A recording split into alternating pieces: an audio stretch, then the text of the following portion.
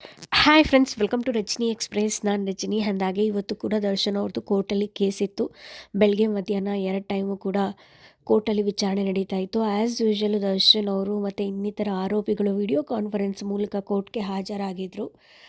ಇದಾದಮೇಲೆ ಮತ್ತೆ ಇದೇ ಮಾರ್ಚ್ 2ನೇ ತಾರೀಕಿಗೆ ಮುಂದಕ್ಕೆ ಹಾಕಿದ್ದಾರೆ.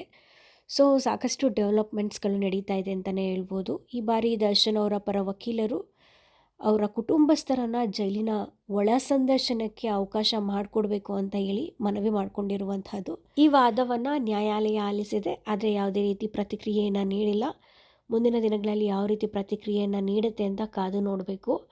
ಅದರ ಮಧ್ಯ ಮತ್ತಿಬ್ಬರ ಸಾಕ್ಷಿದಾರರನ್ನು ಕೋರ್ಟ್ಗೆ ಕರೆಸಲು ಈಗ ಸಮನ್ಸ್ ನೀಡಿ ಅರ್ಜಿ ವಿಚಾರಣೆಯನ್ನು ಮತ್ತೆ ಮಾರ್ಚ್ 2ಕ್ಕೆ ಮುಂದೂಡಿಕೆ ಮಾಡಿದೆ. ತುಂಬ ಜನ ಕೇಳ್ಬೋದು, ಜೈಲಿನ ಒಳ ಸಂದರ್ಶನ ಅಂದರೆ ಏನು ಅಂತ.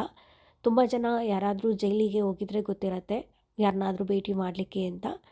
ಏನಾಗುತ್ತೆ ಅಂದರೆ ಯೂಶ್ವಲಿ ಆರೋಪಿಗಳು ಮತ್ತು ಇಲ್ಲಿಂದ ಹೋಗಿರ್ತಾರಲ್ಲ ಮಾತಾಡ್ಸೋಕ್ಕೆ, ಅವರಿಬ್ಬರು ನಡುವೆ ಒಂದು ಗೋಡೆ ಇರುತ್ತೆ, ಗ್ಲಾಸ್ ಹಾಕಿರ್ತಾರೆ.